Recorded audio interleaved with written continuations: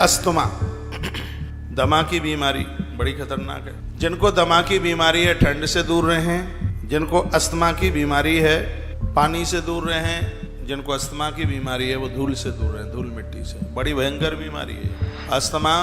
बहुत साल पहले धरती से बिस्तरें बंधवा देता है और अस्थमा अपनी कमी से होता है, अस्थमा अपनी लापरवाही से होता है। इसके लिए सावधान। मैं उपचार बता रहा हूँ आपको इसके लिए।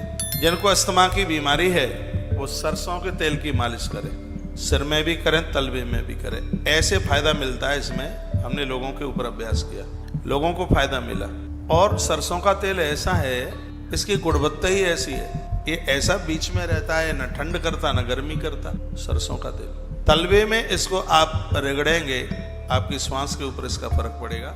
इसकी 2 बूंदें नाभि में डालिए अस्थमा के जो मरीज हैं। और भी कुछ बात बता रहा हूँ, अस्थमा के मरीज वाले व्यक्ति को तेज पत्ता लेना चाहिए। सब्जी में उड़द की दाल ना खाए, भूल के भी भिंडी ना खाए, अरबी ना खाए, ये उसके लिए परहेज है। तेज पत्ता जरूर ले। तेज पत्ता गर्म पानी करे, उसमें तेज पत्ता डाले, काढ़ा जैसा बना करके पिए, इतना फायदा मिलेगा जबरदस्त। और भी सुन लीजिए, और किसी को अस्थमा दमा है तो ये दवाई बड़ी अद्भुत है। तेज पत्ता इसमें बहुत लाभदायक है। तुलसी के पत्ते भी अस्थमा में बहुत ज़्यादा लाभदायक है। ये तो मैं वैसे भी बोलता रहता हूँ कि 5-7 तुलसी के पत्ते रोज गटकी है। थायराइड में, अस्थमा में ये बहुत ज़्यादा लाभदायक है तुलसी के पत्ते। आप सब वैष्णव हैं, घर में तुलसी लगाओ ना, प्रसाद रूप में तोड़ो, भगवान को चढ़ाओ, प्रसाद में ले लो। अस्थमा का मरीज नया चावल नहीं, 3 साल पुराना चावल ले सकता है। 3 साल पुराना चावल, जौ की रोटी।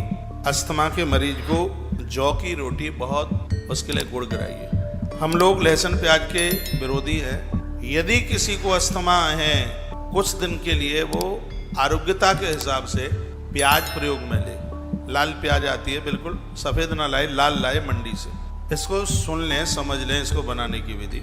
आप परम वैष्णव हैं, रामकृष्ण के भक्त हैं, हम लोग भी हैं। हमने जीवन में कभी लहसुन प्याज खाया नहीं और जरूरत भी नहीं पड़ेगी। हाँ, यदि आप अस्थमा के मरीज हैं, यदि आपको कोई दिक्कत परेशानी है तो दवाई के तौर पर आप प्याज जरूर लीजिए। उसको लेना कैसे है वो समझ लें। लाल प्याज 200 ग्राम लिख लो, लिख लो। एक पीली खांड आती है, रख दिया, उसमें बूरा डालिए, डाल दिया, उसको थोड़ा चलाइए। ऐसे उस पर क्या बोलेंगे, हमारे यहाँ उसको बिलैया बोलते हैं, जिसके ऊपर उसको छीला जाता है बिल्कुल, या चाकू से बिल्कुल उसको एकदम बारीक कर ले। कर लिया, कर लिया, बारीक कर लिया बिल्कुल। तो जो आपने जो खांड या बूरा जो डाला है कढ़ाई में, इसको उसमें डाल दीजिए। डाल दिया।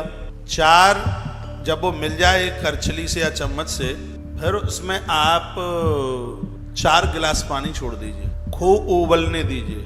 4 गिलास पानी का 1 गिलास पानी रह जाए तब तक उसको उबलने दें। 1 गिलास पानी रह जाए तब तक उसको उबलने दी। 1 गिलास पानी रह गया है, प्याज को निकाल लीजिए, छान के निकल आएगी वो, साफ निकल आएगा, वो निकल जाएगी। पानी को पी लीजिए गरम गरम करके, जैसे चाय पीते हो जैसे। पानी को पी लें, फेंके नहीं। अब आपके पास वो प्याज रह गई, प्याज में नींबू डालिए। 1 नींबू रखा है ना आपके पास, 200 ग्राम प्याज में नींबू डालिए। 4 चम्मच शहद आपके पास रखा है, उसको डालिए।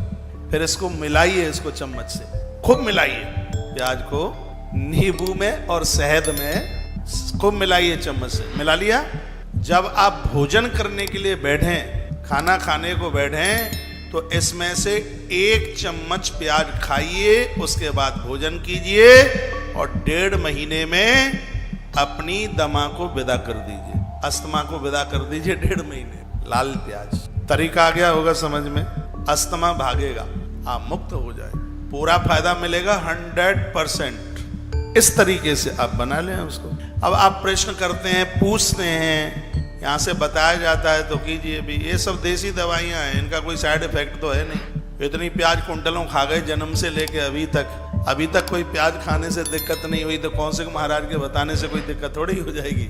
इस तरीके से आप इसको औषधि बना करके इसको आप ले सकते हैं। तो दवाई के तौर पर इसको आप लीजिए, आपको फायदा मिल जाएगा और बढ़िया फायदा मिलेगा इसको। एक मैसेज में आया, नहीं डाल पाए, सुनाई नहीं पड़ा, क्या क्या डालना था। प्याज, पीली खांड, दोबारा से बताएं।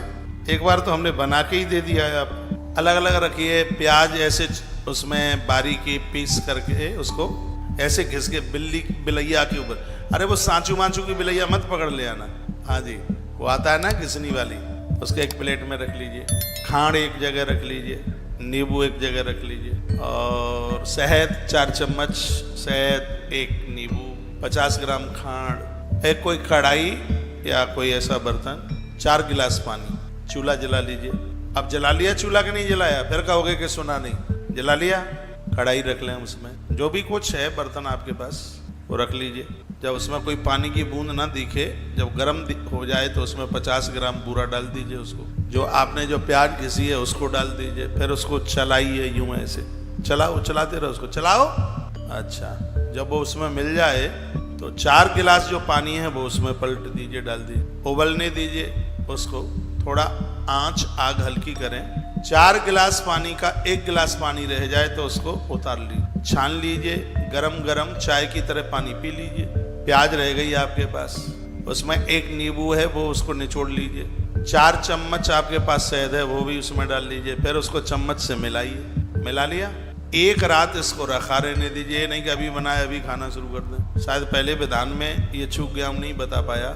1 रात इसको बना करके इसको रखा रहने दीजिए। कम से कम 1 रात इतना तो होना चाहिए। दूसरे या तीसरे दिन से भोजन करने के लिए जब आप बैठे उसमें से 1 चम्मच खा लें। उसके बाद चपाती दाल जो भी आप खाते पीते हैं, उड़द की दाल मत खाइएगा। 1 चम्मच ये खाने के बाद फिर आप प्रसाद लीजिए और 1.5 महीने में श्वास की बीमारी को विदा कीजिए। ये है फॉर्मूला। अब आपने पूछा है तो कीजिए भी, नहीं करते हैं तो पूछिए मत फिर।